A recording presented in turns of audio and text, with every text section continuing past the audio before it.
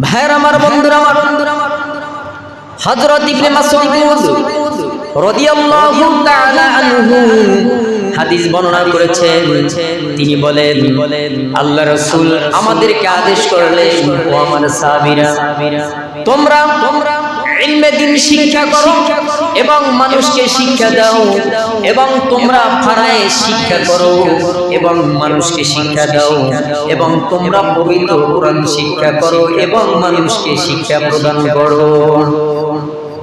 আল্লাহ রাসূল বললেন, আমি অচিরেই ইহধাম হতে চলে যাচ্ছি, আর ইলম কোনো এক সময় উঠিয়ে নেওয়া হবে, ইলম থাকবে না মানুষের মধ্যে, ইলম উঠিয়ে নেওয়া হবে, তখন মানুষের মধ্যে ফিতনা ফাসাদ সৃষ্টি হয়ে যাবে। বলেন নাউজুবিল্লাহ। এমন সময় আসবে মানুষের মধ্যে ফিতনা ফাসাদ সৃষ্টি হয়ে যাবে। আল্লাহ রাসূল আরো বললেন, মানুষের মধ্যে এমন অবস্থা সৃষ্টি হয়ে যাবে, আল্লাহ পাকের ফরজ ইবাদত নিয়েও সেখানে মতভেদ সৃষ্টি হয়ে যাবে, কিন্তু সেটা সমাধান দেওয়ার মতো কোনো পার্সন থাকবে না। মানুষ থাকবে কিন্তু এটা সমাধান দেওয়ার মতো তৃতীয় কোনো মানুষ থাকবে না। মানুষ থাকবে কিন্তু ইলম থাকবে না। এটা একটা সমাধান আছে। আজকে আপনি যে কোনো কোশ্চেন করেন না কেন, সমাধান পাইতেছেন। কোনো এক সময় আসবে, ইলম যখন উঠিয়ে নেওয়া হবে, তখন মানুষের মধ্যে ফরজ ইবাদতের মধ্যেও দ্বিধাদ্বন্দ্ব করবে। দেখেন এখন বর্তমানে তো অনেক সময় দেখা যায় সুন্নাতটা পর্যন্ত পড়ে না। এখন বান্দার আছে না, জুমার নামাজ আসলে ফরজ পড়ে মুনাজাতের অপেক্ষাও থাকে না, সুন্নাত পড়ে না। অথচ ফরজের পরে যে 4 রাকাত সুন্নাত, এই সুন্নাতে মুআক্কাদা অনেকে চলে যায়। আবার অনেক সময় দেখা যায় এরকমের হবে, জোহরের নামাজ ফরজ 4 রাকাত, 2 রাকাত পড়বে, অনেকে 4 রাকাত পড়বে, কিন্তু এটা নিয়ে একটা মতানৈক্য হবে। এই কথাটাই রাসূল বলেছেন, এমনও সময় আসবে এই ইলম উঠিয়ে নেওয়া হবে এবং এই ফরজ ইবাদত নিয়ে মানুষের মধ্যে দ্বিধাদ্বন্দ্ব সৃষ্টি হবে, কিন্তু এটা সমাধান দেওয়ার মতো কোনো মানুষ থাকবে না। ইলম নাই, কিভাবে সমাধান দিবে? একটা সাধারণ পাবলিক একটা মাসলার উত্তর দিতে পারবে না। সমাধান কিভাবে দিবে? ওই সময় ইলম উঠিয়ে নেওয়া হবে। ভাইরা আমার, আল্লাহ পাক রব্বুল আলামিন আমাদের সকলকে আমল করার মতো যেন তৌফিক দান করেন। আমিন। ভাইরা আমার, বন্ধুরা আমার, এই ইলম আমরা সকলে যেন অর্জন করতে পারি, আল্লাহ পাক রব্বুল আলামিন তো পক্ষে তলবে ইলম হিসেবে আমাদের সকলকে যেন কবুল আর মঞ্জুর করেন। আমিন। হযরত আবু দাউদ রাদিয়াল্লাহু তাআলা আনহু হাদিস বর্ণনা করেছেন, নবী করিম সাল্লাল্লাহু আলাইহি ওয়াসাল্লাম বলেছেন, ও আমার উম্মতেরা তোমরা শুনো, যে বান্দা বান্দি ইলমে দ্বীন শিক্ষা করার জন্য কোন পথে চললো, আল্লাহ রাসূল বললেন ওই বান্দা বেহেশতের কোন এক পথে চললো। সুবহানাল্লাহ। ভাই দুনিয়ার মজা নিয়েছেন, আখেরাতে কি মজা পাবো না পাবো এটা কোরআন হাদিসে শুনি। আল্লাহ বলেছেন, রাসূল বলেছেন, কিন্তু সেই মজা পাওয়ার জন্য সেই মজার কাজ করতে হবে না। আল্লাহ রাসূল কি বললেন? যে বান্দা বান্দি ইলম শিক্ষা করার জন্য কোন পথে চললো, রাসূল বললেন সে যেন বেহেশতের কোন এক পথে পরিচালিত হবে। সুবহানাল্লাহ।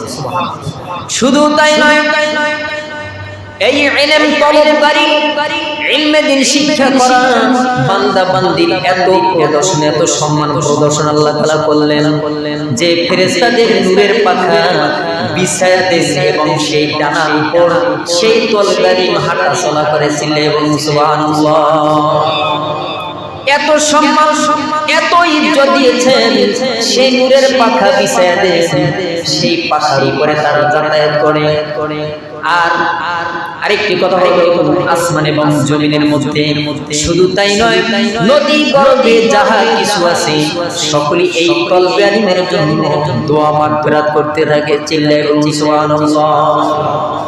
এখন আমরা চাই যারা মাদ্রাসায় পড়ি নাই, যারা মাদ্রাসায় পড়ি নাই তারা যেন কমপক্ষে 5টা সূরা, কয়টা সূরা? ইমাম সাহেবের কাছে আসলে লজ্জা কে ইমাম সাহেবের কাছে প্রশ্ন করতে লজ্জা করে, লজ্জা পান সম্ভব, ঠিক কিনা? লজ্জা পেলে আপনার ক্ষতি, আপনার ক্ষতি, আমার কিছু না। আজকে আমার কাছে প্রশ্ন করবেন, প্রশ্নের অ্যান্সার না দিয়ে আমি পারবো না, আমার দিতে হবে। আজকে আপনি যদি জিজ্ঞাসা করেন ইমাম সাহেব আমি সূরা ফাতিহার একটু তেলাওয়াত করি, এমন কোন এখানে আমার মুসলি পাই নাই যে ইমাম সাহেব আমি একটু সূরা ফাতিহার একটু তেলাওয়াত করে দেখেন হয় কিনা, এমন কোন আমার মুসলি পাই নাই। দুঃখ, কারণ শেখার স্থান আছে কিন্তু তারপরেও শিখে না। কি দিয়ে কি নামাজ পড়ি আল্লাহ জানে। 5টা সূরা দেখেন, 5টা সূরা আপনি নামাজে দাঁড়ালেন, এখানে ইন্নী ওয়াজ্জাহতু ওয়াজহিয়া লিল্লাযী ফাতারাস সামাওয়াতি ওয়াল আরদি হানিফাও ওয়া মা আনা মিনাল মুশরিকিন, এখান থেকে শুরু করে একদম সালাম পর্যন্ত এখানে অনেক কিছু শেখার আছে। একটু আপনি চিন্তা গবেষণা করছেন, নামাজ তো আমরা পড়ি, এই যে দাঁড়ানো থেকে সালাম পর্যন্ত এখানে কত কিছু করার দরকার, আপনি কতটুকু সহি করে পারেন? আপনি কি আমার কাছে জিজ্ঞাসা করছেন? কোনো এক সময় পড়াইলাম, কিন্তু ওই পড়ানো তো হবে না। আপনি একটা শব্দ আলহামদু লিল্লাহি রাব্বিল আলামিন, আলহামদুলিল্লাহি রাব্বিল আলামিন কখনো প্র্যাকটিস করেছেন? যখন আমরা হাফিজি পড়েছি ভাই, মুখস্থ করতে যে কত কষ্ট, মানে যে মুখের স্যাপ থাকতো না, শুকায়া যাইতো, এমন ভাবে মুখস্থ করার প্রয়োজন হয়েছে। আপনার তো সেই ধারে কাছেও জান না, মুখস্থ করতে 30 পারা কোরআন মুখস্থ করেছি। এমনিতেই কি হাফেজ হইলাম? এমনিতেই কি আল্লাহ তাআলা এত কিছু শেখার মতো আল্লাহ তাআলা তৌফিক দিয়েছেন? আপনাদের কাছে এত কিছু বলার তৌফিক আল্লাহ তাআলা দিয়েছেন। জেনেছি, পড়েছি, ইলমে লিসানি মুখস্থ করেছি, এখন আপনাদের কাছে বর্ণনা করি, পেশ করি। ভাই এমন কেউ এরকম প্র্যাকটিস করেন না। সূরা ফাতিহাটা পড়বেন তো আলহামদুলিল্লাহি রাব্বিল আলামিন আর রহমানির রহিম মালিকি ইয়াউমিদ্দিন ইয়াকা না'বুদু ওয়া ইয়াকা নাস্তাঈন পড়বেন তো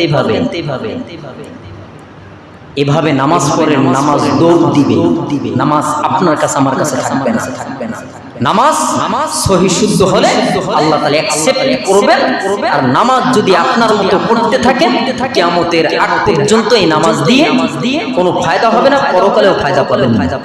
ভাইরা আমার, এই জন্য আমি আবার আহ্বান জানাচ্ছি, আপনারা একটু শিখেন, শেখার চেষ্টা করিয়েন। সূরা ফাতিহা থেকে 5টা সূরা আগে মুখস্থ করবেন। ওই যে আমি বললাম পাথর যদি ক্ষয় হতে পারে আমি কেন পারবো না? আলহামদু এরকমের জন্য না হয়, আলহামদু হবে, সেখানে আলহামদু। এখানে কিন্তু বিশাল ব্যাপার স্যাপার, এখানে আপনারা বুঝবেন না। আলহামদু আর আলহামদু, যদি আলহামদু করেন নামাজ থাকবে, অর্থ পরিবর্তন হয়ে যাবে। কিন্তু এই জন্য আপনাদের সঠিকভাবে চেষ্টা করতে হবে। চেষ্টা করে যান, মরার আগ পর্যন্ত আপনি তালিবে ইলমের খাতায় নাম লেখা। এই অবস্থায় যদি আপনার আমার মরণ আসে, শহীদি দরজা পাবো ইনশাআল্লাহ। আল্লাহ পাক রব্বুল আলামিন আমাদের সকলকে আমল করার মতো তৌফিক দান করুন।